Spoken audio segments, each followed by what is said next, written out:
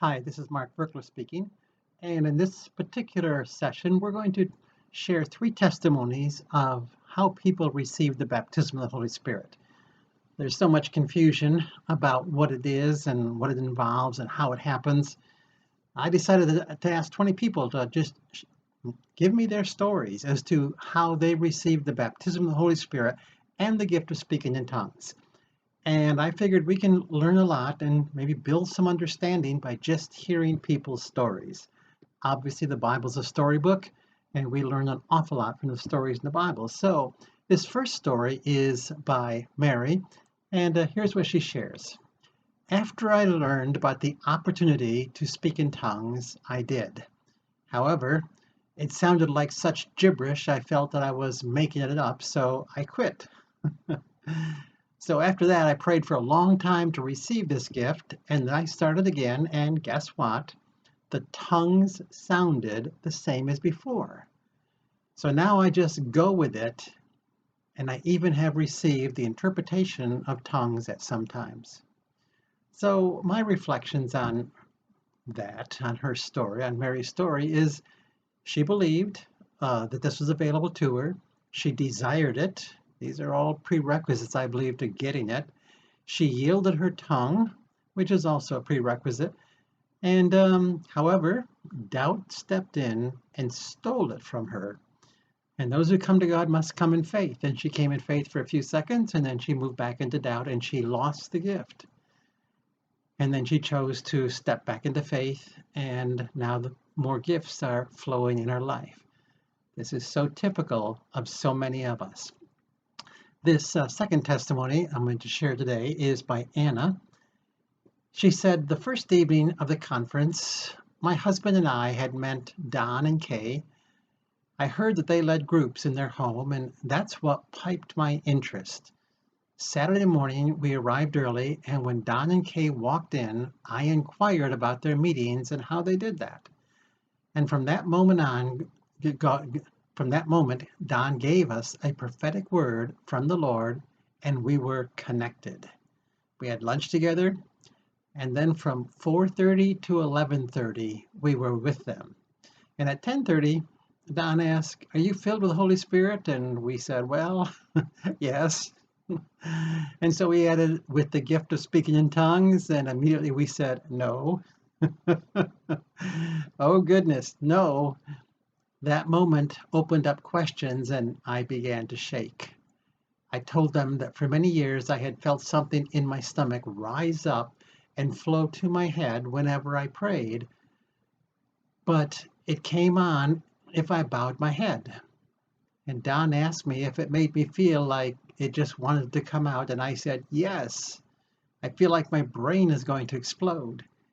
So he led us to kneel in the hotel room where we yielded to the Holy Spirit, and within moments, a beautiful spiritual language was flowing from our mouths. The Holy Spirit was finally flowing. What a relief. I felt 10 pounds lighter within minutes. How could this be, and how can you explain this feeling?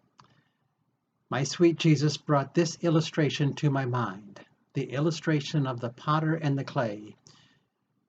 When you find natural clay to work with, it's suggested you bring it in and dry it so you can smash it and grind it into a smooth powder.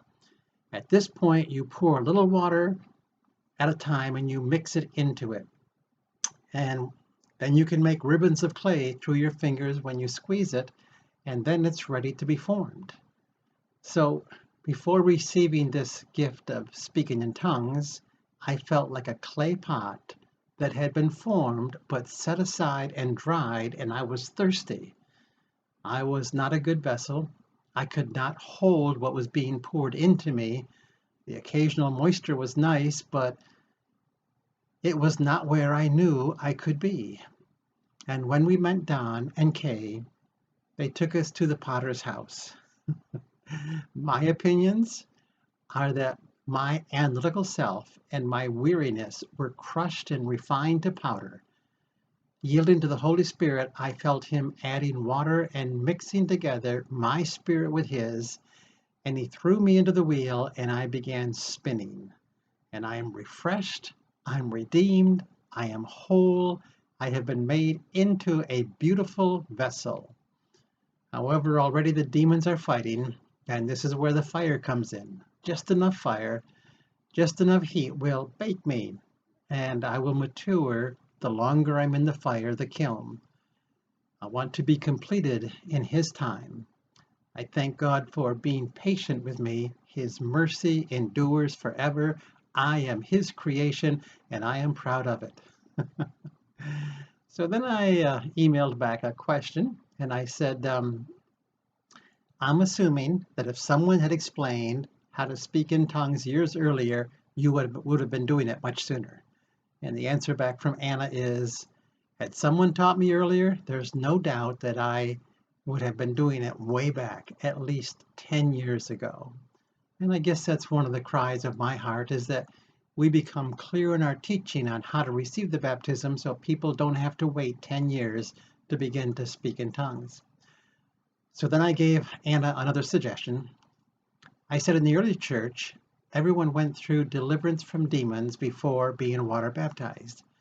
And since you are feeling that demons are fighting and you have never been through deliverance, I suggest that you go through deliverance and get them all cleaned out so you can be freer than you ever dreamed possible.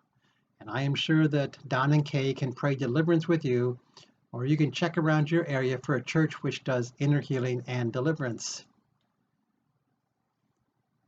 And I'm going to give you a link at the bottom of this podcast, which goes to a blog on our website, which goes into some historical references saying that the early church did do deliverance before people were water baptized.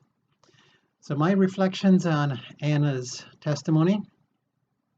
Anna received the baptism of the Holy Spirit and the gift in the speaking in tongues by believing it, earnestly desiring it, yielding her tongue, and then stepping out and speaking in faith.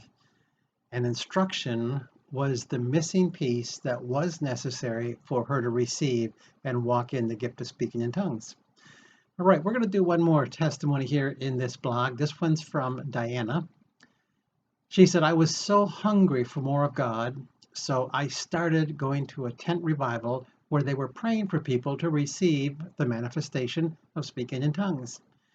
I was excited and I was also a little apprehensive, but I went up and they prayed for me and nothing happened, so they kept praying. But no one told me I had to speak. I was a baby Christian, so I had no idea that I was supposed to speak. So I went home discouraged. I asked God to show me why I didn't receive, and a few days later, I was invited to a church service where people were baptized in the Holy Spirit. So I went, and I was told that when I heard a syllable in my mind, I was to speak it. I did, and I received, and it wasn't difficult, and it has been wonderful to speak in tongues. So as you hear syllables, speak each one, and you will receive supernaturally. So my reflections on her testimony is, yes, you ask, you believe, you desire, you know that you need to do the speaking, and when you know all those things and have those parts together, it's easy to begin speaking in tongues. And I'm also going to give you a link at the bottom of this podcast to the listing of all 20 people sharing their testimonies, because I think as you read them, you'll find yourself in those stories and you'll be inspired and you'll be encouraged and your faith will be built up. All right, this is Mark Berkler signing off.